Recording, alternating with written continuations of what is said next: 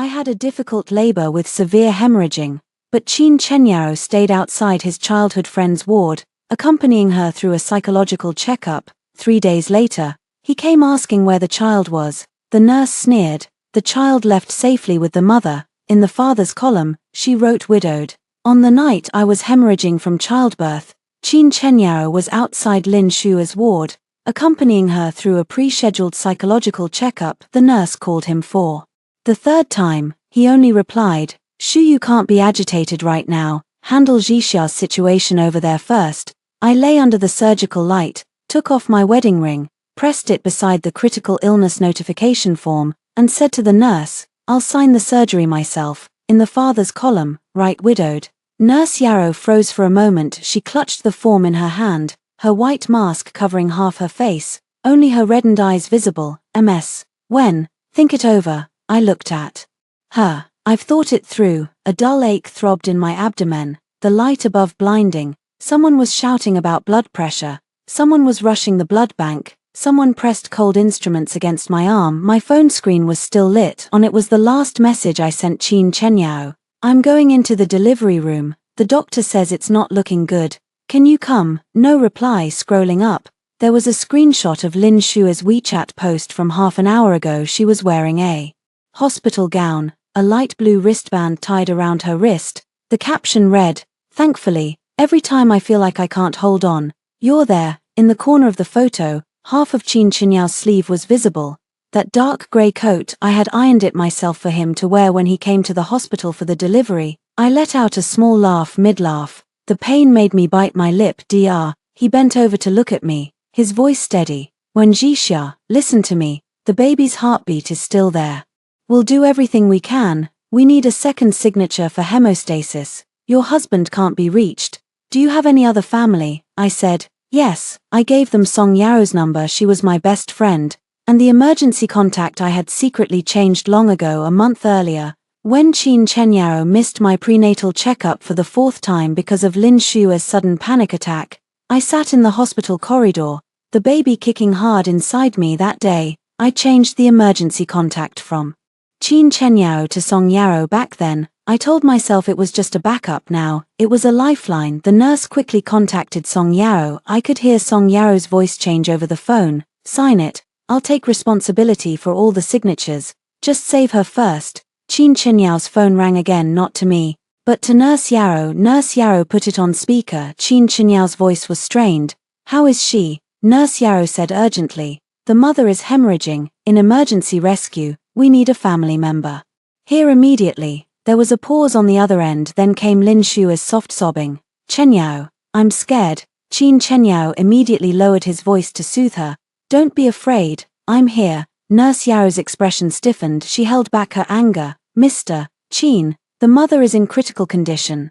Qin Chenyao said, "I know, but Shu, you can't be left alone here either. Doesn't your hospital have procedures? Handle it however you need to." The call ended. The delivery room fell silent for a moment. I didn't cry at that moment. I suddenly felt the pain fade away. It turns out that when someone truly disappoints you, it's not about shouting or hysterics, it's about not even having the energy to question them. I pulled the wedding ring off my ring finger, because of late pregnancy swelling.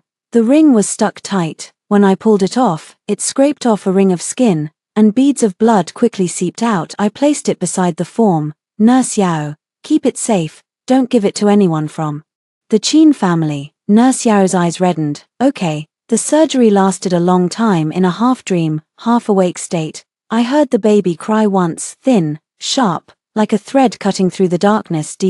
He whispered in my ear, "It's a girl, 5 pounds, 6 ounces, safe." I closed my eyes. Tears finally slid from the corners, not for Qin Chenyao, for myself, and for this child who almost got abandoned with me. When Song Yao arrived at the hospital, she had lost one of her shoes. She burst into the ward, saw me awake, and tears poured down her face. "When Jixia, you scared me to death." My throat was so hoarse I could barely speak. The baby, in the neonatal observation room, safe. Qin Chenyao. Song Yao gritted her teeth, sneering. "Still at Lin Shua's place. I heard the psychological evaluation is done, but she said she's dizzy, so he's staying with her for an 4 drip." I turned my head and looked out the window. The sky had already brightened. I had walked through the gates of hell all night, and he hadn't even come downstairs in the afternoon. The nurse brought the newborn registration form, the father's name column. I took the pen. Song Yarrow held my hand. Jixia, are you sure? I said, I'm sure. I wrote 2 words in the father's status column, widowed. Nurse Yarrow glanced down and didn't stop me. She only whispered, what's the child's name? I looked at my tiny daughter in the incubator. Her eyes were closed, her fists clenched tight. I said, Wen Suiyan, peace year.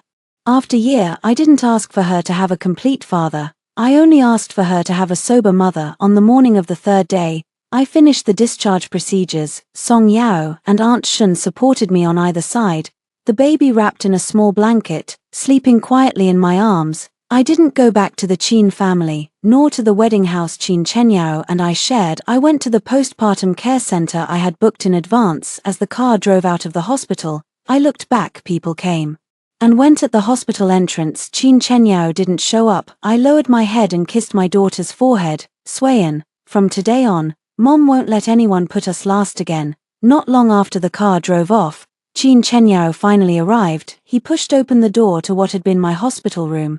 It was empty, just the changed sheets and the smell of disinfectant. His face darkened. He turned and rushed to the nurse's station. Where's Wen Jixia? Where's the child? Nurse Yarrow looked up at him. 3 days ago, she had spoken to him with professional politeness. Now, her eyes were cold as ice. The mother and child left safely. Qin Chenyao frowned. Who allowed her to leave? I'm the child's father. Nurse Yarrow pulled out the registration form, her tone sarcastic. Mr. Qin. The mother signed the papers herself that night. The family member column was filled in with MS. Song Yarrow's name. She paused, pushing the last page toward him. As for the father's column, she wrote widowed, Qin. Chenyao froze completely. Nurse Yarrow looked at him. Word by word, what kind of family member do you think you are? Qin Chenyao stared at the registration form for a long time, so long that people waiting in line at the nurse's station started looking at him. He seemed to finally understand the word widowed, his face shifting from cold to ugly. She's being ridiculous. There's a limit. Nurse Yarrow let out a laugh. Ridiculous. She closed the medical record folder in her hand. Mr. Qin, do you know how much blood your wife lost? How long the rescue took? How many risk notices she signed? Qin Chenyao's Adam's apple moved. He didn't know, of course. He didn't know that night. He was outside Lin Shua's hospital room, pouring her warm water, fetching her test results, coaxing her not to be scared. He only sent me a message at 2 in the morning. Shua's not in a good state. Don't make a scene. Wait for me to finish here and come over. At that moment, I had just been pushed into the operating room. Nurse Yarrow continued. When your wife came out of the delivery room, the anesthesia hadn't worn off yet. She kept asking if the baby had cried. She didn't ask where you were. Qin Chenyao's fingertips tightened. Where did she go? No comment. I'm her husband. Nurse Yarrow looked up. You weren't that night. Those words hit Qin Chenyao like a slap in the face. He stood there, not moving for a long time until Fang Ayu arrived. His mother, wearing a mink shawl, raised her voice as soon as she entered. Where's the child? Where's my grandson? Nurse Yarrow frowned. Please keep quiet in the hospital. Fang Ayu didn't listen at all. Why wasn't I notified when my daughter-in-law gave birth? Is she trying to hide our Qin family's child? People nearby whispered. So that's the family. I heard the mother was in critical condition. And the husband was with another woman. Fang Ayu's face couldn't take it. She immediately glared at Qin Chenyao. What's going on? Qin Chenyao's face was grim. Mom, don't make a scene first. Fang Ayu got even more anxious. I'm not making a scene. I've been waiting for that grandchild for so long, and she just takes him away. Nurse Yarrow coldly reminded. It's a daughter. Fang Ayu paused. A daughter. The disappointment in her voice was too obvious. Qin Chenyao looked up at her at that moment. Even he seemed to find it grating. But he didn't argue. He just asked, who came with her when she checked out? Nurse Yarrow said, her friends, her elders, and people from the postpartum care center. Fang Ayu immediately cursed. Outsiders came, but the husband and mother-in-law didn't know. She's doing this on purpose to make our Qin family lose face. Nurse Yarrow had had enough. MS. Fang, the hospital contacted you the night MS. When gave birth. Fang Ayu's face changed. Qin Chenyao whipped his head around. Did you contact my mom? Nurse Yarrow flipped open the records. At 1:47 a.m., the nurse called Ms. Fang, informing her that the patient was in critical condition and requesting a family member come to the hospital to assist with payment and signing. Ms. Fang replied. She paused. Fang Yu tried to stop her. Don't talk nonsense. Nurse Yarrow's voice was crystal clear. Ms. Fang said, save the baby first. We'll talk about how much the mother costs later. The air froze solid. Qin Chenyao stared at Fang Yu. Mom. Fang Yu's eyes darted away, her voice stubborn. I was just worried. Okay, what woman doesn't bleed when giving birth? How was I supposed to know it was that serious? Nurse Yarrow let out a bitter laugh. We were talking about a hemorrhage, life-threatening, Fang Yu muttered under her breath. In the end, she was fine. Qin Chenyao's face went completely pale, but his first instinct still wasn't to come apologize to me. He pulled out his phone and started calling me. First call, no answer. Second call, no answer. Third call, straight to voicemail. Then I sent him a file, not an explanation, not a tearful plea. It was an electronic copy of a divorce agreement with one line attached. Qin Chenyao, sign it. He stared at the screen, veins bulging on the back of his hand. Fang Yu leaned in to look and instantly exploded. Divorce? She dares to bring up divorce right after giving birth. Does she have no shame? Chenyao, don't you indulge her, a woman with a kid. What's she worth without the Qin family? Qin Chenyao said nothing. He stared at the child custody section in the divorce agreement. Daughter Wen Suiyan shall be solely raised by the mother, Wen Suiyan, surname Wen. At that moment, he finally realized I wasn't throwing a tantrum or waiting for him to coax me. I had cut the child out of the Qin family entirely. Starting with the name, he immediately called Song Yarrow. The call connected, and Song Yarrow's voice was ice cold. Mr. Qin, if you have business, talk to me. Jixia needs rest now. Qin Chenyao suppressed his anger. Let her take the call. She doesn't want to hear your voice. Song Yarrow, this is between husband and wife. Song Yarrow laughed. When she was on the operating table, barely holding on. Where was your husband and wife then? Qin Chenyao was silent for 2 seconds. I didn't know it would be that serious. The hospital called over a dozen times. Shuyu needed someone too. Song Yarrow's voice turned razor sharp. Qin Chenyao. Lin Shuyu was having a psychological evaluation, not a resuscitation. When Jixia was bleeding out, not crying tears, the call was hung up. Qin Chenyao tried again, but he was already blocked. Fang Yu stood beside him, cursing non-stop. This Song Yarrow is nothing but a troublemaker. Jixia used to be so obedient, now she's all corrupted by her. Qin Chenyao ignored her. He turned and walked out. Fang Yu chased after him. Where are you going? To find her. Do you even know where she is? Qin Chenyao stopped in his tracks. He didn't. Only then did he realize which prenatal checkup room I went to in the late pregnancy, which maternity center I booked, what nickname we'd picked for the baby. He knew none of it. He thought I'd always be waiting for him in the same spot, but now, I hadn't even left him an address that evening. Lin Shuyu called him. Her voice was soft and gentle. Chenyao, is Jixia mad? It's all my fault. If I hadn't suddenly felt unwell, you wouldn't have missed the baby's birth. Qin Chenyao stood in the hospital parking lot, and for the first time, he didn't immediately comfort her. Lin Shuyu continued, I can go explain to her. She just gave birth. Her emotions are unstable. Don't blame her. Qin Chenyao gripped his phone tighter. In the past, he would have thought Lin Shuyu was being considerate, but now, the words emotions are unstable grated on his ears. He asked, was your checkup that day an emergency? Silence on the other end. Lin Shuyu quickly said, I was really scared at the time. Qin Chenyao closed his eyes. I asked you, was it an emergency? Lin Shu's breathing grew ragged. Chenyao, are you blaming me now? In the past, whenever she asked that, Qin Chenyao would back down. This time, he didn't answer.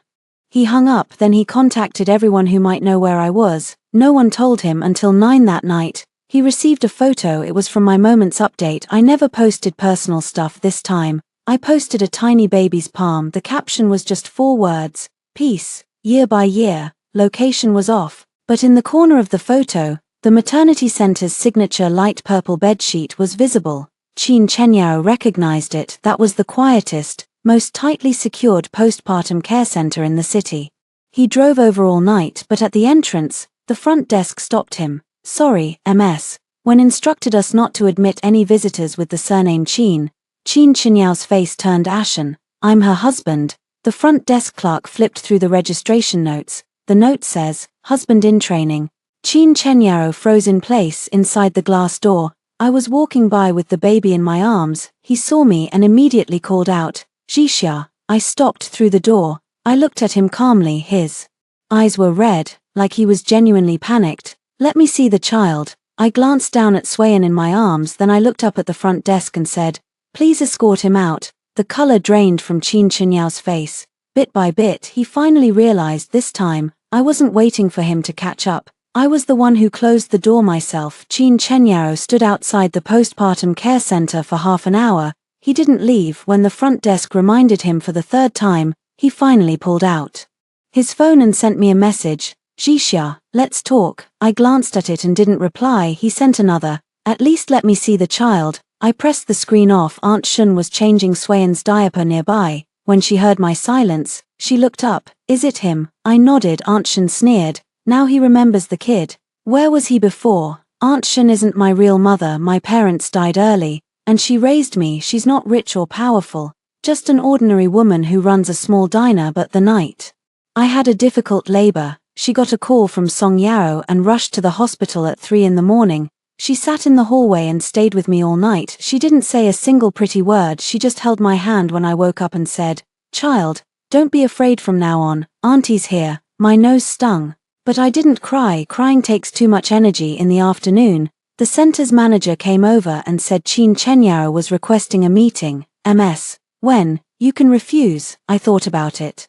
Let him into the meeting room. The child won't see him. Aunt Shun frowned immediately. You just gave birth. Don't push yourself, I said.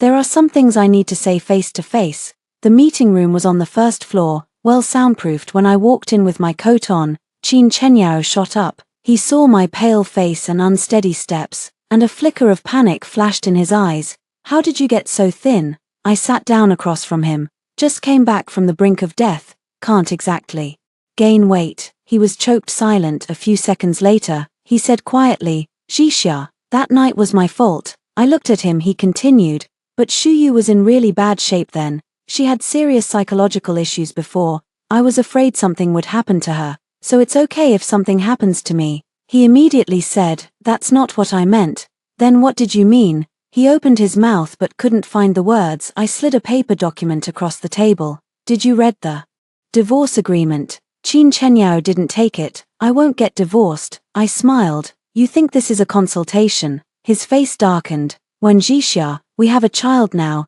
You can't just take away the child's father because of a moment of anger. I stared at him. Qin Chenyao.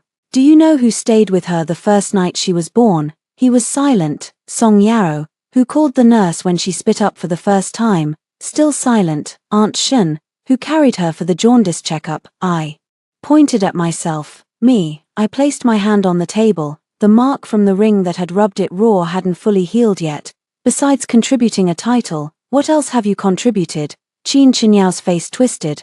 I'm her father. Being a father isn't just something you say you are. He finally got anxious.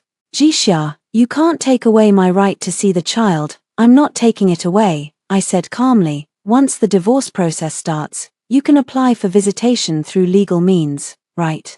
Now, she's not fit to see you. Why? Because I don't trust you. Those words hurt more than any argument. Qin Chenyao's eyes trembled. I used to trust him completely when he came home late. I reheated his food when he accompanied Lin Shuyu to the hospital. I made excuses for him. They grew up together. After all, when Lin Shuyu sent a message in the middle of the night saying she was scared of thunder, even though I was sitting right next to him, I still handed him the car keys I gave ground for too long, so long that he thought my boundaries didn't exist. Suddenly, a commotion came from outside the door. Lin Shuyu had arrived. She stood at the door in a white coat, her face pale, one hand braced against the wall. Jixia. I lifted my eyes to look at her. Tears glistened in her eyes, her voice soft and frail. Don't blame Chenyao. It's all my fault. I suddenly couldn't breathe before my checkup that day. I really didn't know you'd be in such danger. I asked her. Didn't know. Lin Shuyu bit her lip. I really didn't know. I pulled out my phone, opened a screenshot, and slid it in front of her. It was a message she'd sent to Qin Chenyao right before I was wheeled into the delivery room. Jixia should be about to give birth. right, if you go with her, I can manage on my own. Then the next line. But the doctor said today's evaluation is really important. Can you wait until I'm inside before you leave? The timestamp was 8:17 p.m. I was already in the prep room. Contractions intense. The nurse telling my family to be ready to sign consent forms at any moment. Lin Shua's face went pale. Qin Chenyao stared at the screenshot. Frozen, he clearly had no idea I had this message. I said, "You knew I was about to give birth." Lin Shua's tears fell. "I was just afraid." I cut her off, afraid he'd come with me. The room fell silent. Qin Chenyao frowned. "Jixia, don't talk about Shuyu like that." I laughed. Even now, his first instinct was still to protect her. I put my phone away. "Qin Chenyao, you didn't come here to apologize today." He stared at me. I said, word by word, "You came to make sure the kid is still under the Qin family's control." His expression finally shifted. "How can you think that of me? Because since you walked in, you've asked about the baby 3 times and said sorry only once." He was left speechless. Lin Shuyu leaned on the table, like she was about to collapse. Qin Chenyao instinctively reached out to steady her halfway through the motion. He stopped, but I'd already seen it.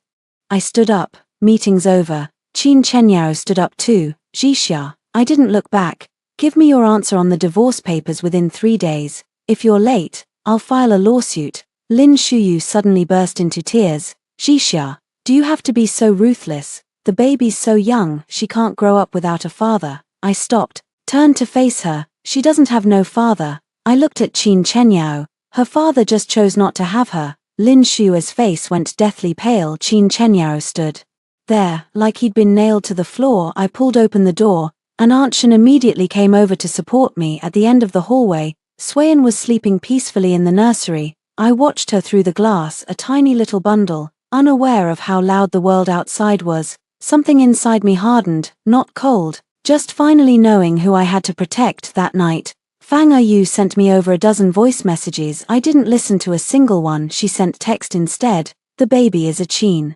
family bloodline. I'll bring the household registry tomorrow. A woman raising a child alone is disgraceful. The baby has to come back to the Qin family." I read it, then blocked her. Then I opened my banking app, cancelled the automatic monthly transfer of 8,000 yuan I'd been sending to Fang Eryu. The system popped up a confirmation box. I clicked confirm. The screen showed cancelled. I stared at those 3 words, and for the first time, my breathing felt easy. From today on, I'm done supporting anyone who drains me. The next day, Fang Eryu couldn't get into the postpartum center. She brought Qin Chenyao's aunt, his second aunt, and 2 relatives who loved to lecture. A whole crowd blocked the lobby, saying, "We're here to see the baby." The front desk asked them to register. Fang Eryu slammed her bag on the counter. "I'm the baby's grandmother. I need to register to see my own granddaughter." The front desk smiled. "MS, when hasn't authorized it." Fang Eryu's face darkened. "She's just a daughter-in-law. Now she's bossing her mother-in-law around." I sat upstairs,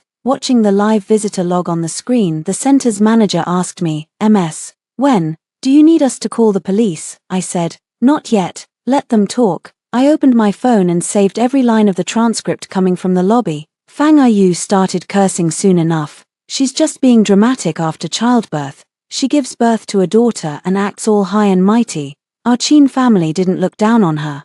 And now she's the one filing for divorce." The relatives chimed in. "A woman in confinement shouldn't be overthinking. Chenyao's such a good catch. Where's she going to find better? The baby should be raised by the Qin family. Don't let her ruin it." Aunt Shen's hands were shaking. "I'll go down and tear her mouth apart." I held her back.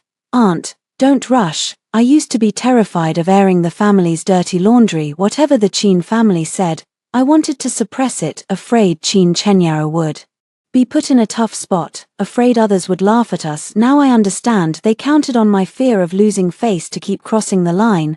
I saved Fang Eryu's voice messages, texts, and the postpartum center visitor logs into a folder. The folder name, divorce evidence. Song Yarrow called me right away. "Keep all of those. Every word they say now could become supporting evidence for your custody battle later." I said, "I know." Song Yarrow paused for a moment. "Jixia, you've changed." I looked at Swayan in the cradle. "I haven't changed, I've woken up." Fang Eryu made a scene downstairs for an hour before she was finally escorted out. Before leaving, she called Qin Chenyao, sobbing dramatically. your wife is rebelling, she won't let me see the kid, and she had the security guards kick me out. By the time Qin Chenyao arrived, I was already resting in my room. He ran into Fang Ayu in the living room. Fang Ayu's eyes were red. Chenyao, look at the fine wife you married, I've lost all face because of her. Qin Chenyao asked, did you just say it doesn't matter if the child is a girl? Fang Ayu froze. When did I say that? Qin Chenyao stared at her. Fang Ayu caught on and quickly changed her tune. A girl is fine too, raise her first, then have another later, she just got off the operating table. What woman only has one child? Fang Ayu said matter-of-factly. Besides, our Qin family needs a grandson. Qin Chenyao's face grew darker and darker. If this were before, he wouldn't have thought much of it because I would always smooth things over with a smile. I would say, Mom's just old-fashioned. I would say, we'll talk it out later. I would make excuses for everyone's malice. Now that I'm not there, those words hit him square in the face. Unchanged, he finally hears how harsh they sound, but it's too late that night. Qin Chenyao texted me, my mom said some harsh things. I'll apologize on her behalf. I replied, no need to speak for her. Whoever said it, let them apologize. It took him a long time to respond. She's an elder. I laughed out loud. Elder, such a versatile word. It lets Fang Ayu guiltlessly push for a son, lets her use my money to subsidize relatives, lets her say save the baby first when I was in a difficult labor. I didn't keep arguing. I opened my laptop and started organizing the accounts. 3 years of marriage, every transaction clear. First year of marriage, Fang Ayu said her health was bad, so I gave her 5,000 a month. Second year, she complained it wasn't enough. Qin Chenyao said his project was under financial strain and asked me to cover it first, so it became 8,000. Third year, I got pregnant. Fang Ayu said she needed bird's nest to nourish herself and swiped my supplementary card, plus the Qin family's old house furniture replacement, the wedding gift for Qin Chenyao's aunt's son, Fang Ayu's travel group expenses, big and small. It added up to 746,000. I annotated every single entry with its source, not to get all the money back but to remind myself how many people's appetites I've fattened up. I worked until dawn when Song Yaro sent me the divorce materials checklist, child's birth certificate, hospital records, transfer records, postpartum center visitor logs, your premarital property deed. Get them all ready. I replied, okay. Just as I put down my phone, Qin Chenyao sent another message, Jixia, let's not take this to court. If you want money, I can compensate you. I stared at that sentence and suddenly found it absurd. He still thinks I'm after money. I replied, what I want, you can't make up for. He responded instantly, what exactly do you want? I looked at Swayan, fast asleep, and typed softly, I want you to stop using the identity of husband and father to demand my forgiveness. After sending it, I flipped my phone over. On the other side, Qin Chenyao sat in the living room of their wedding home. On the dining table was still the hospital bag checklist I'd prepared before giving birth. Every item was checked off. Baby swaddle, postpartum care pads, documents, bank cards, candy, sippy cup. The last line read, Qin Chenyao, remember to bring the charger. He reached out and touched that line of text. His phone rang again. It was Lin Shuyu. She sent a selfie, eyes red-rimmed. Chenyao, I heard Sister Jixia won't let you see the baby. Don't be too upset. If you need, I can keep you company. Qin Chenyao stared at that message. Before, he would have replied, it's okay, don't worry. This time, he only said one sentence, Shuyu, you knew she was in the delivery room that day. Lin Shuyu didn't reply. 10 minutes later, she updated her moments. Sometimes kindness gets misunderstood, but I have a clear conscience. The accompanying image is a hospital corridor. Soon, mutual friends comment below, hugs. Don't let someone with postpartum emotions get to you. Some people just use childbirth for moral blackmail. Shuyu, you're too kind. The screenshot quickly reaches me. I read it once, then save the page. Aunt Shun is furious, cursing, but I'm calm. Lin Shuyu has finally made her move. Good. A marriage full of mess and chaos fears nothing more than the absence of light. Since she's brought it out into the open, I'll let everyone see who was really bleeding that night. After Song Yaro sees Lin Shuyu's moments post, she asks me only one question. How far do you want to take this publicly? I say, within the bounds of the truth.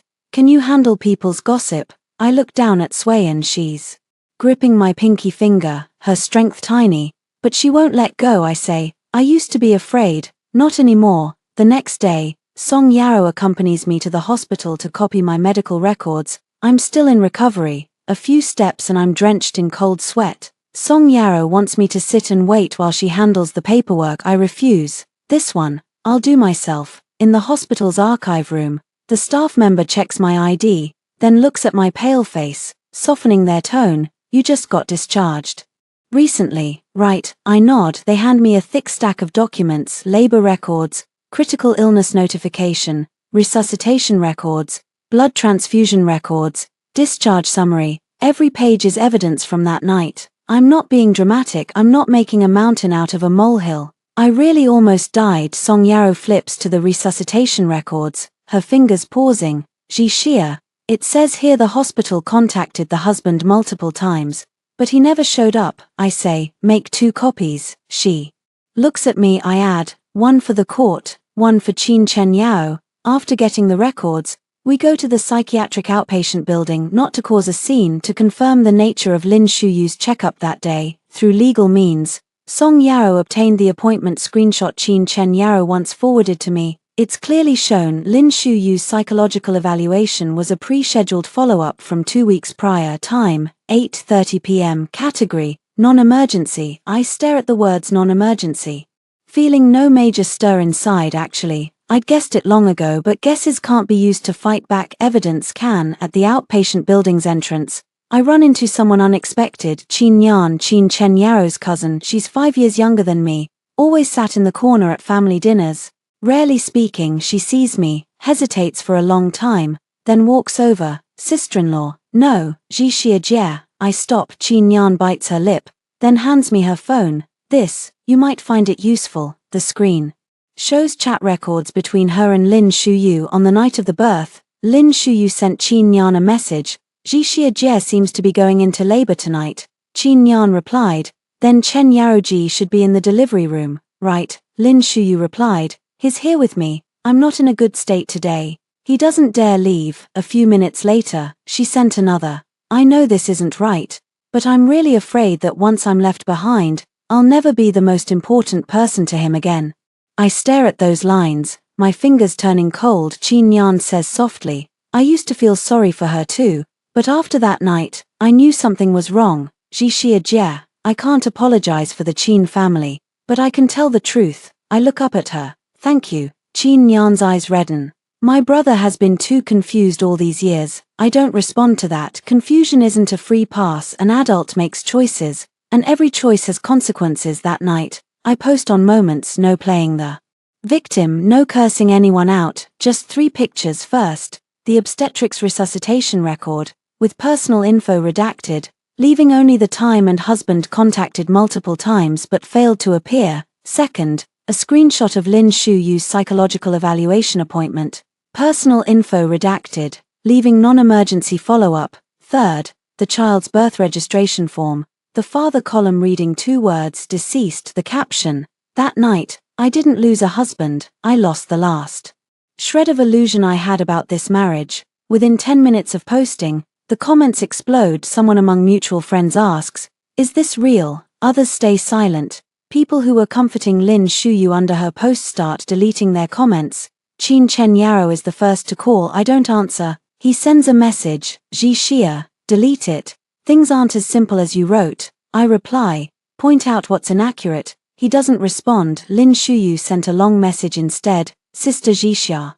You're going to ruin me like this. My psychological issues are real. You can't deny my pain just because Chen Yao was with me. I replied to her, your pain is real. So is my blood. She sent another one. Are you trying to force me to die? I stared at the message, my eyes turning cold. If it were before, I would have been scared, afraid she'd really do something, afraid Qin Chenyao would blame me, afraid everyone would call me vicious. Now I only replied, please contact your doctor and family, not my husband, and don't threaten the life of a new mother with your safety. After sending it, I took a screenshot. Song Yaro was right. Some people aren't fragile, they just know fragility works well. Qin Chenyao arrived at the postpartum center half an hour later. He didn't come up, just stood downstairs. The front desk called to ask if I wanted to meet. I said no, so he stood downstairs from dusk until late into the night. Finally, He sent me a message, I saw the medical records, I didn't reply, he sent. Another, I'm sorry, I still didn't reply. This apology came too late, so late that I no longer needed it. In the middle of the night, Swayan woke up crying. I picked her up, gently patting her back. Her little face was scrunched up, crying hard. I whispered to soothe her, Mommy's here. She couldn't understand, but slowly, she quieted down. I suddenly realized that love isn't about saying I'm here, it's about truly being there when the other person needs you most. Qin Chenyao didn't get it and he'd never have the chance to. The next morning, Fang Yu messaged me again. She used a different number. Tomorrow, I'll bring the household registration book to the maternal and child center. The child's surname is Qin, no discussion. If you dare to let the child take the surname Wen, I'll make sure all the relatives know you're unfaithful. I looked at the message and slowly smiled. She still thought I was afraid. I forwarded the message to Song Yaro. Song Yaro replied quickly, I'll go with you tomorrow. The child takes the surname Wen, it's legal. I looked down at Swayan. Baby, tomorrow Mommy will finalize your name. This time, no one's approval was needed. The maternal and child center was crowded. Fang Yu arrived even earlier than me. She wore a dark red suit, clutching the Qin family's household registration book, flanked by two relatives. Looking like she was ready for a battle. When she saw me, she rushed over immediately. Wen Jixia, you actually showed up. I hadn't finished my postpartum confinement yet, still weak. Song Yao supported me. Fang Yu reached out to lift the swaddle in my arms. Let me see the child. I turned sideways to avoid her. Don't touch her. Fang Yu's face darkened. I'm her grandmother. I looked at her. On the night of the delivery, when you said to save the child first, did you remember you were the grandmother then? Fang Yu's face stiffened, then turned to anger. Don't keep bringing that up. Aren't you standing here just fine now? People waiting in line turned to look. Song Yaro warned coldly. Fang, please watch your language. Fang Yu looked her up and down. You again, an outsider, always stirring up trouble in our family. Song Yaro smiled. I'm Wen Jixia's legal representative. Fang Yu was taken aback. I handed the documents to the counter staff. Hello. Birth registration confirmation for the child. Name, Wen Swayan. Taking the mother's surname. Fang Yu screamed immediately. No. The hall fell silent instantly. The staff frowned. Please don't shout. Fang Yu slammed the Qin family's household registration book onto the counter. The child's father's surname is Qin, so of course the child takes Qin. After checking the documents, the staff said, the child's mother is present in person with all documents. Since the parents are currently in divorce proceedings, the child can take the mother's surname. Fang Yu grew frantic. She's doing this out of revenge. The Qin family won't agree. I turned to look at her. Whether the Qin family agrees or not doesn't affect my rights as a mother. Fang Yu's lips trembled with rage. Just then, Qin Chenyao arrived. He was clearly called by Fang Yu. When he saw me holding the child, his steps slowed. This was his first time seeing Swayan, a tiny bundle, her cheeks soft, sleeping in my arms. Qin Chenyao's expression changed. He reached out, his voice hoarse. Let me hold her. I stepped back. Let's finish the business first. He looked at the documents on the counter. Wen Swayan, yeah, why didn't you discuss it with me? I looked up. When she was born, you didn't discuss with me whether you wanted to be a father. Qin Chenyao's face went pale. Fang Yu said hurriedly, Chenyao, stop her. The child takes the surname Wen. What will people think of the Qin family from now on? Qin Chenyao didn't speak. He looked at the child in my arms, panic and a belated softness in his eyes. Jixia, I know I was wrong. We can discuss the child's surname. I said. No need to discuss, he said in a low voice. I just want to be part of her life. I stared at him. You missed her birth, not a meeting. Qin Chenyao, some doors aren't open just because you want to walk through them. The staff handed out the documents. Wen, please check. I took the pen and signed. Fang Yu rushed up to grab it. Song Yaro stepped in front of her. Fang, if you make another move, I'll call the police directly. Fang Yu was furious. You're bullying me, an outsider and a daughter-in-law, ganging up on an old woman like me. I signed the last stroke, put the documents in my bag. Fang Yu, from today, I'm not your daughter-in-law. She froze. I continued. The divorce process has started. From now on, if you want to see the child, go through legal procedures. If you want to curse me, think carefully about every word you say, whether it might end up in court. Fang Yu opened her mouth but didn't dare continue. Qin Chenyao looked at me, his voice so low it was almost inaudible. Are we really at this point? I held Swayan tighter. It's not that we've reached this point, it's that you pushed me here. His eyes were bloodshot. If I had gone to the hospital that night, would you not be like this? I smiled. Qin Chenyao, you still think it's just about that one night? He was stunned. I said, that night was just the final blow. In 3 years of marriage, there were too many small cuts. Lin Shuyu called him in the middle of the night, and he left. My mother-in-law made me cook a full meal while pregnant, and he said it made the old lady happy. He missed my prenatal checkups, and I said it was fine. I was so sick from morning sickness I couldn't stand, and he said Shuyu wasn't feeling well today either. I stepped back again and again. He got used to it again and again until I stepped back onto the operating table. With no road left behind me, the color drained from Qin Chenyao's face. Fang Yu tried to salvage the situation. She suddenly softened her tone.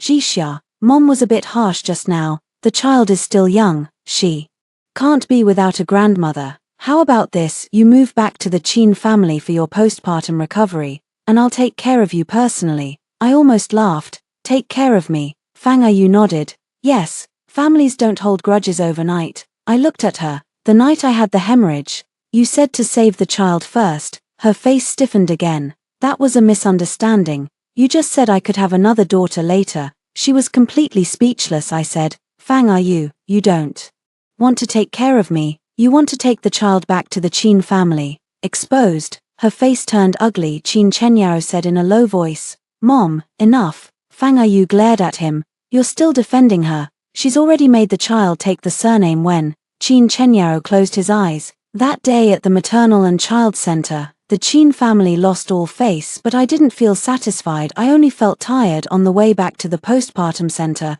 Swayan woke up. She opened her eyes, black grape-like orbs looking at me. I leaned down and rubbed her little face. Swayan, you have a name now. Song Yaro sat beside me and asked softly, do you regret it? I shook my head. I only regret waking up too late. In the afternoon, Qin Chenyao sent a message. My mom decided to hold a full-month banquet. She wants to formally apologize to you and also let the relatives see the child. I looked at the screen. Apologize? Fang Yu wouldn't apologize. She would just find another way to regain control. Sure enough, the next message popped up.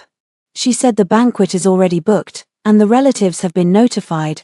Jixia, bring the child over and give everyone a way out. I smiled faintly. A way out when they pushed me down. No one gave me a way out now that they've lost face. They want me to carry the child and pave the way for them. I replied to Qin Chenyao, I'll come to the banquet. He replied immediately, really? I typed, the child won't. There was a long silence on the other end. I continued, since you want the relatives to see, let them see clearly what really happened that night. The full-month banquet was held at the hotel the Qin family always used. Fang Yu cared a lot about face, so she booked the largest hall. At the entrance were pink balloons and flowers, and on the electronic screen it read, full-month banquet for the Qin family's little princess. I stood at the door and stared at those words for a long time. The Qin family, little princess, they wouldn't even admit what surname the child had. Song Yao came with me. Aunt Shen stayed at the postpartum center to take care of Swayan. I didn't wear a gown, just a loose cream-colored dress with a thin jacket over it. My body hasn't recovered yet, so I walked slowly, but I didn't take a single step back. The banquet hall was packed with the Qin family relatives. When they saw me walk in empty-handed, murmurs erupted instantly. Where's the baby? Why didn't she bring him? She actually dared to come alone. Fang Yu was originally hosting guests on stage, but her face changed when she saw me. She hurried down and lowered her voice. Where's the child? I said, in a safe place. Fang Yu barely kept her smile from cracking. When Jixia, what do you mean? Today is the baby's full moon banquet, and you didn't bring him. I looked at her. Did you ask me, the mother, before throwing this banquet? She gritted her teeth. We're family. Do we need to ask? I said. You and I are not family. Everyone around heard it. Fang Yu's face flushed red, and she immediately forced out tears. She turned to the relatives and said, don't mind her, everyone. Jixia just gave birth. Her emotions are unstable. Now she won't even let us see the baby. As elders, we can only endure. Someone started trying to persuade me. Jixia, come on, that's enough. Which man doesn't mess up? The baby's full moon is a happy occasion. don't make a scene. Qin Chenyao stood by the stage, his expression complicated. He walked over and said quietly, Zhixia, all the relatives are here today, don't make things ugly. I looked up at him. It's not me who's making things ugly. I pulled a USB drive from my bag and handed it to the hotel staff. Fang Eryu was alert. What are you doing? I said. Didn't you want me to give the relatives an explanation? The big screen lit up. There were no photos of Swayan on it. The first image was the rescue record from the night I gave birth. The time was clear, the condition was clear. Postpartum hemorrhage, husband not present. When contacted, the banquet hall fell silent. The second image was a screenshot of Lin Shuyue's psychological evaluation appointment. Same night, Nature, non-emergency follow-up. The third image was a summary of the hospital's contact record with Fang Eryu. Family member stated to prioritize the baby. Discuss costs later. Someone gasped. Fang Eryu rushed over to pull out the USB drive. Song Yaro blocked her. MS. Fang, don't rush, there's more. The fourth image was a 3-year transfer ledger. The living expenses I sent Fang Eryu every month, the furniture payment for the Qin family's old house, the wedding gifts for relatives, Fang Eryu's credit card records from her trips, every single entry, date, amount, notes, was clear. I picked up the microphone. My voice wasn't loud, but it was enough for the whole hall to hear. Since today is called a full moon banquet, let me tell you how this child was born. Qin Chenyao's face turned pale. I looked at him. When I was in the delivery room, Qin Chenyao was accompanying Lin Shuyu for her psychological evaluation. The hospital called over a dozen times, and he didn't show up. I looked at Fang Eryu. When I was hemorrhaging, Fang Eryu got the hospital's call, and her first words were to save the baby first. Fang Eryu shrieked, "You're lying." I was just panicked. I ignored her. After I was discharged, the first time the Qin family contacted me, it wasn't to ask how I was doing, it was to ask where the baby was and why he didn't have the Qin surname. Murmurs started among the relatives' seats. That's too much. No wonder she listed him as deceased. He didn't show up at the critical moment, but now he throws a full moon banquet. Fang Eryu was completely panicked now. That's not how it was. She's just holding a grudge. She gave birth to our Qin family's child. What's wrong with us wanting to see him? I looked at her. Fang Eryu, you still don't get it. The child isn't a piece of property belonging to the Qin family. Qin Chenyao stepped forward, his voice hoarse. Zhixia, that's enough. I turned to him. You think that's enough? There was pain in his eyes. I know I was wrong. Punish me however you want, but don't air everything out in front of the relatives. I smiled. Qin Chenyao, when your mom planned this banquet, wasn't she trying to force me to bow my head in front of the relatives? He was speechless. I said, word by word, you wanted to pressure me with social obligations, so I answered with facts. Lin Shuyu appeared at that moment. She wore a pale white dress, her face ashen,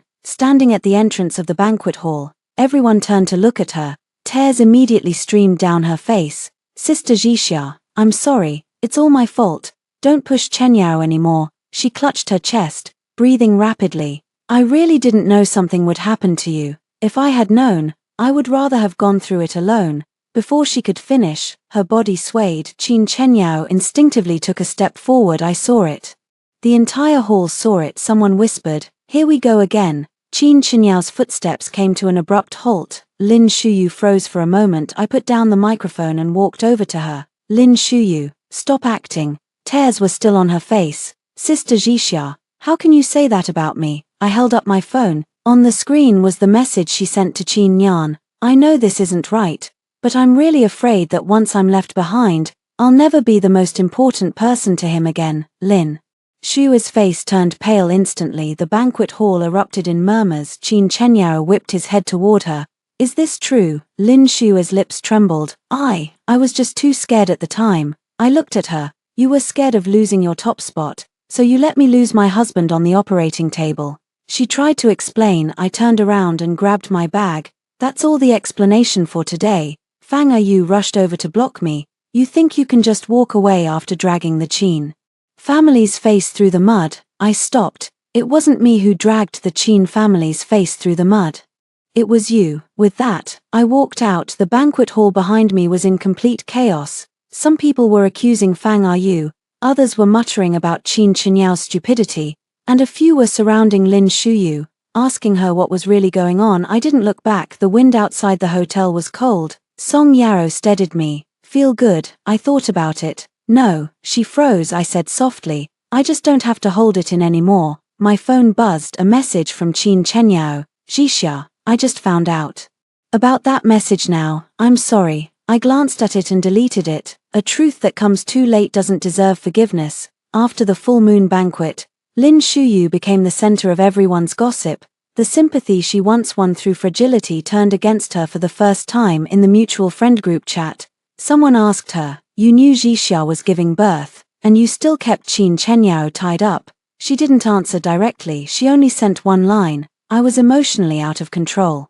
Back then, I really couldn't think about that much. Soon, someone else said, but your checkup wasn't an emergency. Lin Shuyu left the group. Qin Chenyao called me many times. I didn't answer a single one. He went to the postpartum care center. The front desk stopped him as usual. He sat in a corner of the lobby, holding a baby gift box, pink little shoes, a little hat, and a silver bracelet. I saw him when I passed by upstairs. At that moment, it hurt, but after the pain, it quickly faded. Even if he bought 100 bracelets now, it wouldn't make up for the night he was absent when our child was born. That afternoon, Lin Shuyu asked to meet me. The place was a cafe near the postpartum care center. Song Yaro disagreed. She's cornered now. She definitely wants to trap you into saying something. I said, I know.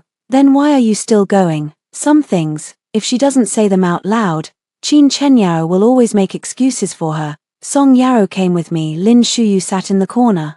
No makeup, looking haggard. When she saw Song Yao, she was clearly unhappy. Sister Jixia, I want to talk to you alone. I sat down. I don't meet anyone connected to Qin Chenyao alone anymore. She bit her lip.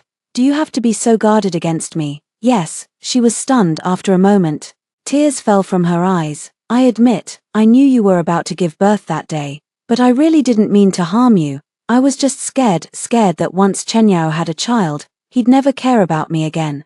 I looked at her. So you chose to let him not care about me? Lin Shuyu covered her face. I've known him since I was a child. He promised me that no matter if he got married or not, he would always take care of me. Song Yaro sneered. Take care of you to the point of not even going to the delivery room. Lin Shu's face twisted. You don't understand. I have no family. Chenyao is the only person I can rely on. I said, on the night I gave birth, I didn't have a husband either. She stiffened.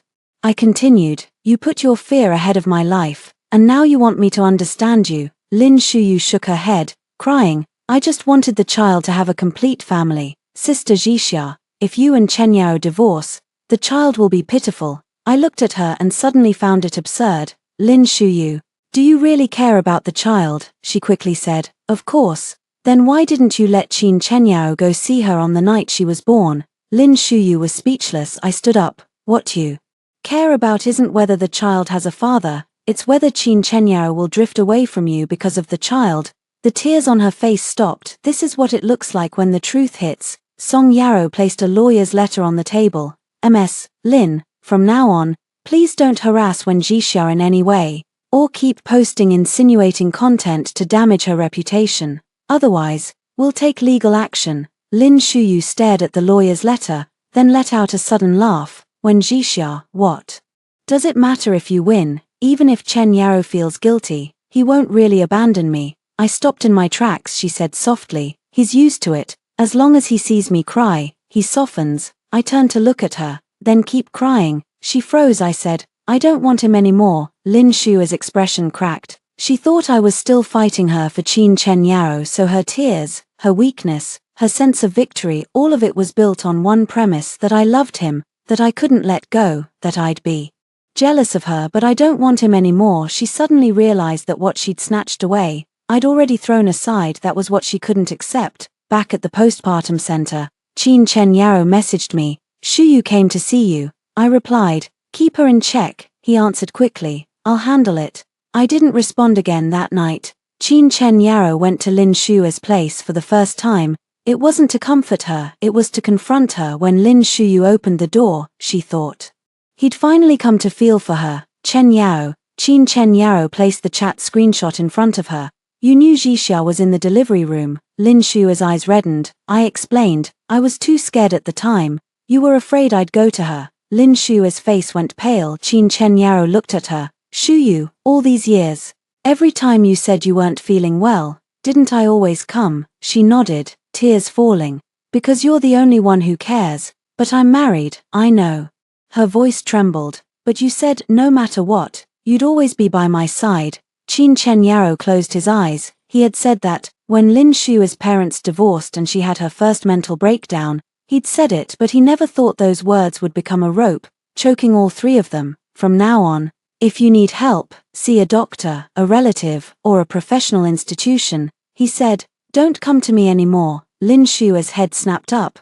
You don't want me anymore. Qin Chenyao's throat tightened. I just can't keep doing this. Lin Shuyu suddenly laughed. Did Wen Jixia force you? No, it was her. Lin Shu's voice turned shrill. Now that she's won, she's taking you away from me. Qin Chenyao watched her spiral, and for the first time, she felt like a stranger. He said quietly, Shuyu, I owe Jixia. Not the other way around. Lin Shuyu froze. Qin Chenyao turned and left. The moment the door closed, Lin Shuyu swept the cups off the table. She cried for a long time, but this time, Qin Chenyao didn't look back. That same night, Qin Chenyao returned to the Qin family home. Fang Yu was in the living room, cursing me. That woman is heartless. If she really cared about the child, she'd bring it back. Qin Chenyao placed his phone in front of her. Mom, the hospital called you the night of the delivery. Fang Yu's voice faltered. Qin Chenyao stared at her. Why didn't you tell me? Fang Yu's lips twitched. I didn't want to distract you, distract me, or keep me from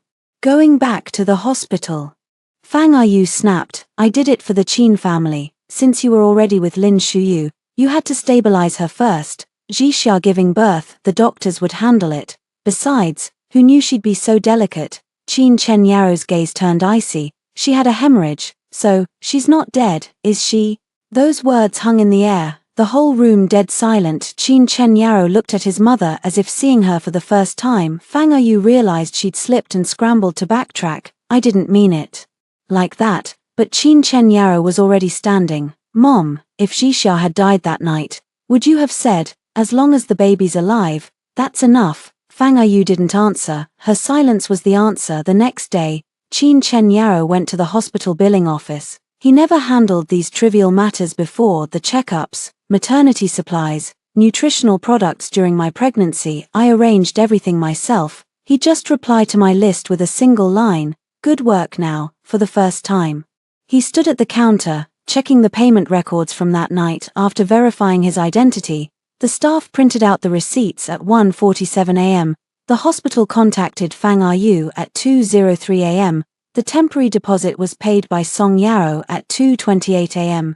The blood transfusion fee was covered by Aunt Shen at 3:15 a.m. I signed the consent form for the second surgery. Qin Chenyu stared at those lines, his fingers stiff. Every single payment was small, but every single one proved that the people who were truly by my side that night didn't share his last name. He took the receipts to the postpartum care center. This time, he didn't make a scene or demand to see the child. He just handed the file to the front desk. Inside were the payment vouchers for the money he reimbursed to Song Yaro and Aunt Shen, along with a handwritten note. The front desk passed it to me. I opened it and glanced at it. It read, Jixia, I'm sorry. I used to think I just neglected you, but now I realize that when I should have protected you the most, I was the one who pushed you away. I finished reading and put the paper back in the file. I had Song Yaro accept the money on my behalf and transfer it to Song Yaro and Aunt Shen. I didn't keep the note. Not every apology is worth keeping. Inside the Qin family, chaos had fully erupted. Fang Yu felt that Qin Chenyu had changed. She called relatives, crying, my son has been brainwashed by Wen Jixia. Now he even blames his own mother, but this time, the relatives didn't fully side with her. The evidence from the full moon banquet was too clear. Everyone knew Wen Jixia wasn't being unreasonable. Qin Chenyu's aunt even privately advised Fang Yu, sister-in-law, you guys really went too far this time. She was hemorrhaging, and you said to save the child first. Who wouldn't feel cold hearing that?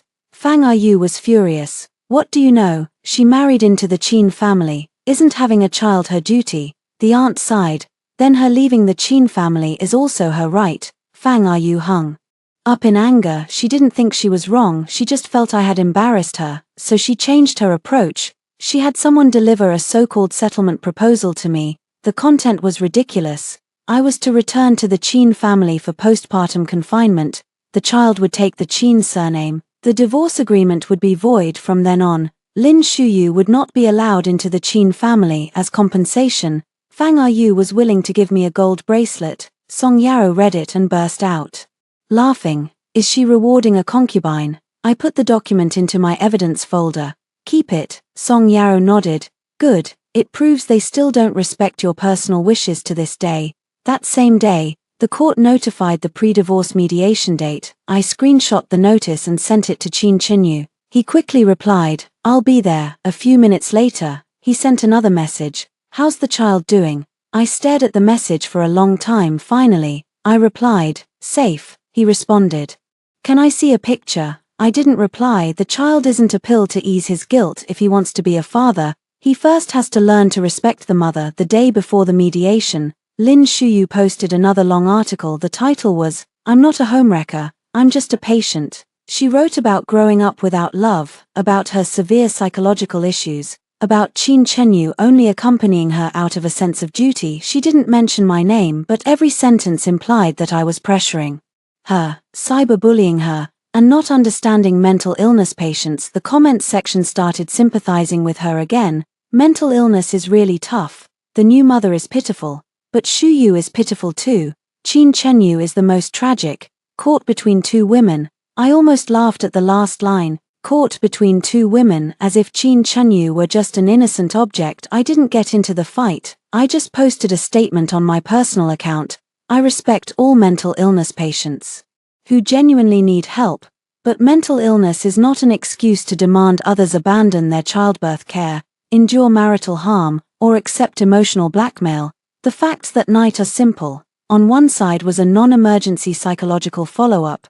On the other was a new mother in critical condition from hemorrhaging. Adults can be vulnerable, but they must also take responsibility for their choices. Below it, I attached a screenshot of the court accepting the mediation, with private information redacted. This time, the comments weren't swayed by Lin Shuyu. Someone said, no lies detected. Someone else said, illness isn't a free pass. Another person said, the truly disgusting one is the man. His wife was giving birth, and he wasn't there. Qin Chenyu saw it too. He sat in his office, staring at the line. Adults can be vulnerable, but they must also take responsibility for their choices. For a long time, his assistant knocked and came in to remind him of a meeting, but he suddenly asked, do you think I seem like a huge failure? The assistant was startled and didn't dare answer. Qin Chenyu gave a bitter smile. He was finally starting to admit that the problem wasn't that I wasn't understanding enough, and all this time, he had been enjoying my understanding. On the morning of the mediation, I wore a black dress. When Aunt Shen helped me adjust my collar, her eyes reddened again. Jixia, don't be afraid. I held her hand. Auntie, I'm not afraid. Ever since I walked out of the delivery room that day, I stopped being afraid of losing Qin Chenyao. The scariest thing for a woman isn't being unloved, it's treating someone who doesn't love you as your safety net. Now I have no safety net, so every step I take is forward. The court mediation room was small, a long table, with each side sitting on one end. I sat on the left with Song Yaro. Qin Chenyao sat on the right. Fang Ayu was also there, her face sour, clutching a tissue as if ready to cry at any moment. The mediator looked over the documents and first asked, is there any possibility of reconciliation between the two parties? Qin Chenyao immediately looked at me. I said, no. The two words fell, and his eyes darkened. Fang Ayu couldn't help but interrupt.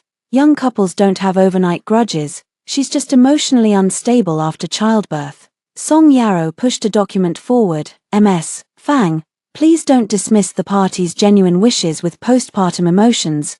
Here is Wen's postpartum evaluation record. She is clear-minded and stable in expression. Fang Ayu was silenced, her face ugly. The mediator looked at Qin Chenyao. Male party's opinion. Qin Chenyao's voice was hoarse. I don't agree to the divorce. I wasn't surprised at all. He continued, I admit I made serious mistakes, but I want to make amends. I'm willing to move out and live separately with Jixia, and I'll cut off unnecessary contact with Lin Shuyu. As for my mother, I'll handle it. Fang Ayu panicked upon hearing this. Chenyao. Qin Chenyao didn't look at her. He only looked at me. Jixia, I know it's too late to say anything now, but I really regret it. The mediation room fell silent. I looked at him, this man. I loved him for 5 years, married him for 3, he wasn't always bad, he had made me kanji when I had a cold, bought me flowers on anniversaries, and once touched my belly, saying, "Baby, Dad will protect you and Mom." But all the good times couldn't make up for that night he didn't show up. Marriage isn't about whether someone adds flowers to the brocade on ordinary days, it's about whether they stand by you when the storm comes. I placed the ring on the table. That ring, ever since I took it from the delivery room, had been kept in a file bag. When Qin Chenyao saw it, his eyes instantly reddened. I said, "When I was 7 months pregnant, I had contractions in the middle of the night, and you accompanied Lin Shuyu to the emergency room. It turned out she just had an upset stomach." He lowered his head. "When I was 8 months pregnant, Fang Ayu made me go back to the Qin family home to clean the rooms for ancestor worship. I stood until my back ached, and you said to bear it, don't upset the elders." Fang Ayu tried to retort, but the mediator gave her a look, and she shut up. I continued, "The day before I went into labor, I asked you to check the hospital bag with me, and you said Lin Shuyu was in a bad mood and needed to go for a walk." Qin Chenyao's fingers trembled. "Jixia, so that night didn't happen out of nowhere." I looked at him. It was the inevitable result of countless choices. He closed his eyes, tears falling. This was the first time I saw Qin Chenyao cry. If it were before, I would have softened. Now, I only felt a stranger. The mediator asked, "Regarding child custody, the female party requests direct custody, with the male party paying child support and having visitation rights as agreed, provided it doesn't affect the child's life or the female party's sense of security. Correct?" I nodded. Qin Chenyao immediately said, "I want joint custody." I looked at him. "Do you know how many times Swayan feeds a day?" He froze. What were her jaundice recheck results? He couldn't answer. "What time is she most likely to wake up at night?" He was silent. I said, "Qin Chenyao, what you want now isn't joint custody. It's joint possession." His face turned pale. Song Yarrow handed over the documents. The male party was absent for long periods during pregnancy and childbirth. The female party is currently the child's primary caregiver, and the child is still nursing. We will insist on the female party having direct custody. Fang Ayu couldn't hold back again.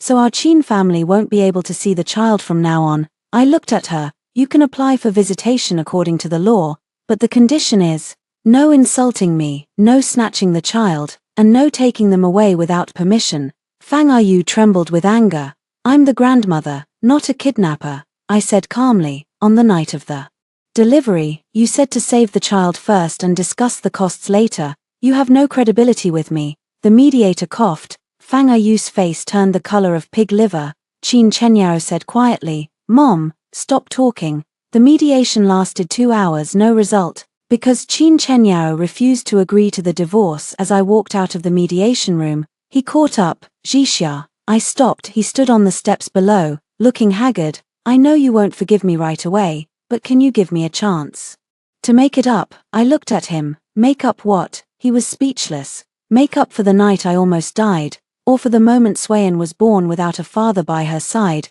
Qin Chenyao's eyes reddened. "I can make it up in the future." I shook my head. "Qin Chenyao, you always think the future is long." My voice was soft. "But I learned on the operating table that some people don't have a future." He couldn't speak. I turned and left. Song Yarrow walked with me to the car. Just as I was about to get in, my phone suddenly rang. It was an unfamiliar number. I answered. Lin Shua's voice came through. She wasn't crying. Instead, she was cold. "When Jixia, do you think you've won just because you're getting a divorce?" I held the phone. She continued, "Qin Chenyao is just feeling guilty right now. A guy like him, once the guilt fades, he'll come back to me." I said, "Then I wish you two a lifetime of misery." She choked. I hung up and blocked the number. Song Yarrow asked, "Who was that?" "Lin Shuyu, acting up again." I stared at the grey-white steps of the courthouse. "She's panicking. Someone who proves their worth by stealing another's place fears nothing more than being ignored. But I've already left the table. The mess left behind is theirs to clean up." Lin Shuyu didn't stay silent for long. The next day, she posted another long message. This time, she stopped playing the pure victim and started shifting the blame to Qin Chenyao. She wrote, "I never asked anyone to give up their family for me. He told me, over and over, That I was always special, she wrote. If someone got hurt, I'm sorry. But I was also trapped by promises. She didn't name names, but everyone knew who he was. Qin Chenyao was pushed into the spotlight. Our mutual friend circle exploded. Some called Lin Shuyu a snake. Some called Qin Chenyao a scumbag. Others said I was too ruthless, dragging all three of us down. I saw it and just found it funny. I didn't drag anyone down, I just let go. If they fell, it had nothing to do with me. Qin Chenyao called Lin Shuyu. She didn't answer. He went to find her. She cried through the door, "Chenyao, I was just telling the truth." Qin Chenyao stood outside, his voice tired. "Shuyu, you're right, I gave you false hope. But you also knew that night Jixia was in the emergency room." Silence from inside the door. "You knew, and you still asked me to stay." Lin Shuyu suddenly opened the door. Her eyes were red and swollen, her voice trembling. "Because I love you. What's wrong with loving you?" Qin Chenyao looked at her. "You love me, and that makes it okay to let another woman die in the delivery room." Lin Shu's face went pale. She didn't die. The moment those three words left her mouth, both of them froze. Qin Chenyao looked like he'd been stabbed. He'd heard those same words from Fang Ayu, so they were all the same. As long as I didn't die, they thought everything could be swept under the rug. Qin Chenyao took a step back. "Shuyu, don't contact me again." Lin Shuyu panicked completely. She reached for him, but he dodged. In that moment, she finally understood. Qin Chenyao wasn't just temporarily angry, he was truly cutting her out of his life. She couldn't accept it, so she turned her anger back on me. Fang Ayu wasn't idle either. She brought people to the postpartum center. This time, she was smarter. She didn't yell in the lobby. She carried a pile of baby supplies, claiming she just wanted to drop off gifts. The front desk, following my instructions, refused to accept them. Fang Ayu immediately sat down in the lobby and started crying. "I just want to see my granddaughter." "What's wrong with that? Young people today are so heartless. They won't even let an old woman see her own child." A few visitors, unaware of the situation, looked over. Fang Ayu cried harder. "My daughter-in-law has been brainwashed by her lawyer. She wants a divorce, she wants the child, and she wants the Qin family's money." I heard the news upstairs, changed clothes, and went down. Shenyi tried to stop me. I said, "I'll handle this myself this time." In the lobby, Fang Ayu sat on the sofa, wiping her tears. A distant relative of the Qin family was filming a video. When they saw me coming down, the camera immediately aimed at me. I walked over. "Had enough filming." The relative looked a bit guilty. "We're just documenting this. So you can't bully an old person." I nodded. "Then remember it clearly." I took out a piece of paper. "This is the visitor policy for the postpartum center. I'm a new mother, and I have the right to refuse unauthorized visitors." A second piece. "This is a written record of Fang Ayu's previous insults toward me." A third. "This is a summary of her reply after receiving the hospital's call on the night I gave birth." I laid them out on the table one by one. Fang Ayu's crying slowly stopped. The people in the lobby began to murmur. "So it's this family, the one from online, the grandmother who said to save the baby first." Fang Ayu's face changed instantly. I looked at the relative filming the video. "Keep filming, get it all." That person awkwardly put down their phone. Fang Ayu gritted her teeth. "When Jixia, are you trying to drive me to death?" I looked at her. "Fang Ayu, save that line. You people love playing the victim, but I'm not your stepping stone." She froze. I continued, "You want to see the child? Wait for the court's ruling, then follow the rules. You want to cause a scene? I'll call the cops. You want to cry for sympathy? I'll show everyone the facts." Fang Ayu trembled with rage. "You weren't like this before." I smiled. "Before, I gave you face." Her face turned pale. The front desk manager came over and formally asked her to leave. Fang Ayu refused. The manager called security directly. No one touched her. They just stood there waiting. But that silent pressure was more humiliating than any argument. Finally, Fang Ayu stood up on her own, grabbed the baby supplies, and left in disgrace. At the door, she ran straight into Qin Chenyao. Qin Chenyao looked at the things in her hands, then at the expressions of the people in the lobby, and already knew what had happened. Fang Ayu immediately began to sob. "Chenyao, look how she treats me." Qin Chenyao didn't comfort her. He only said, "Mom, don't come again." Fang Ayu couldn't believe it. "You're taking her side over mine." Qin Chenyao's voice was very low. "Every time you come, it just makes it harder for me to face her." Fang Ayu looked as if she'd been slapped. I stood in the lobby, watching them, mother and son before. I was stuck in the middle, forced to absorb all their conflicts. Now that I've stepped out, they finally have to bear each other. Qin Chenyao looked up at me. Jixia, I didn't know she was coming, I said. Whether you knew or not doesn't matter. He gave a bitter smile. Nothing I say now will make you believe me, right? I answered quickly. His eyes darkened. I didn't give him any extra emotion. I turned and went upstairs. The glass door slowly closed. Qin Chenyao stood outside, watching me leave. Through the transparent glass this time, he didn't call my name because he finally understood that calling was useless. The court notice arrived 3 days later. The official divorce proceedings were scheduled. When I received the text message, Swayan was sleeping in my arms, her tiny breaths pressed against my chest. One after another, very soft. Song Yarrow asked me, "Are you ready?" I looked out the window. I've been ready for a long time. My marriage died that night now, it just needs a death certificate. The day of the official hearing, the weather was beautiful. Sunlight fell on the steps of the courthouse, so bright it was a little blinding. I held my file bag, with Song Yarrow by my side. Qin Chenyao was already there. He was wearing a black suit, much thinner, with stubble on his chin. When he saw me, he instinctively stepped forward, then stopped. He had finally learned not to crowd me, but that restraint came too late. Fang Ayu didn't show up. I heard her blood pressure spiked the day before, and her relatives talked her out of coming. Lin Shuyu didn't show up either. She had recently deleted most of her posts and moved to another city for therapy, not because she suddenly saw the light, but because she realized that if she kept acting,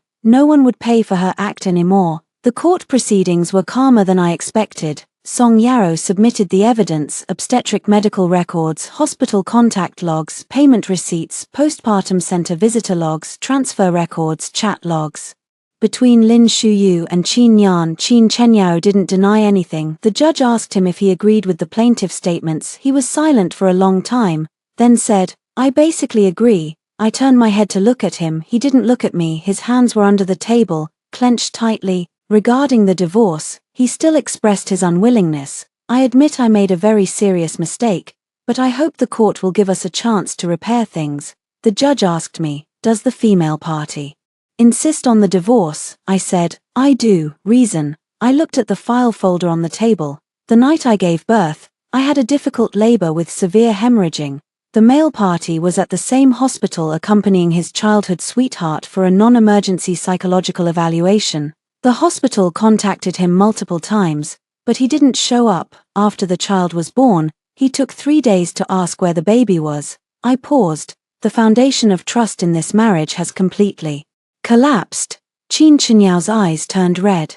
I didn't look at him. Regarding child custody, I submitted the current care arrangements from Swayan's birth until now. All feeding, checkups, vaccine appointments, and postpartum care have been handled by me and Aunt Shun. Qin Chenyao submitted a financial capability statement. Song Yarrow pointed out that he had been absent from prenatal care for a long time, and that family members had shown clear signs of belittling me and posing a risk of taking the child away. The judge asked Qin Chenyao if he was willing to accept a phased visitation schedule and not take the child away without permission. Qin Chenyao's voice was hoarse.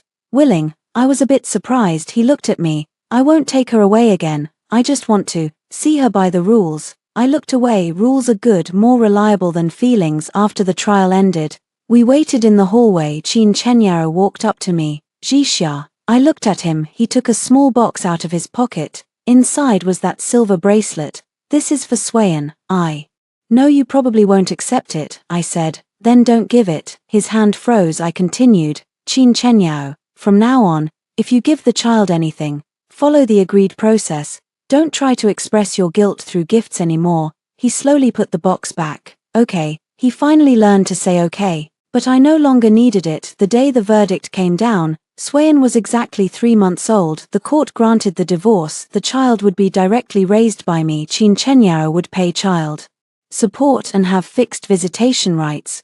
But before the child turns 1, he needs to make an appointment in advance. An I or a designated person must be present. Marital property was divided according to the law. The expenses the Chin family had previously covered through my personal account were partially compensated by Chin Chenyao. The amount wasn't the point was that the court document clearly stated the emotional bond between the two parties has indeed broken down when I got the verdict. I felt very calm, no crying, no ecstasy, just like a heavy stone that had been pressing on my chest was finally lifted. Song Yaro hugged me. "You're free." I smiled. "Yeah." Chin Chenyao stood not far away. He looked at me, like he had a lot to say. In the end, he only said one thing, "Is Swayan okay?" I said, "She's fine. Can I go see her next week as agreed? Send the request in advance." He nodded. "Okay." I turned and walked down the steps. This time, Chin Chenyao didn't chase after me as I walked out of the courthouse.